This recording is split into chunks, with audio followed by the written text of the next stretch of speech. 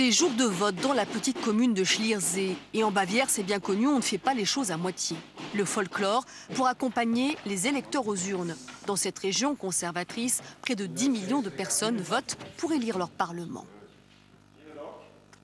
Mon espoir et mon vœu, c'est que la CSU continue de gouverner, peut-être même encore avec une majorité absolue, et que la Bavière reste une région forte.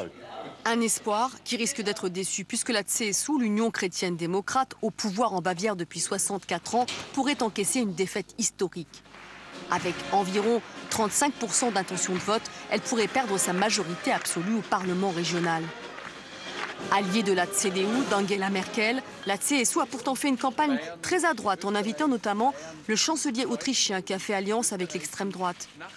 Mais ce ne sera pas suffisant, les électeurs préférant l'original à la copie.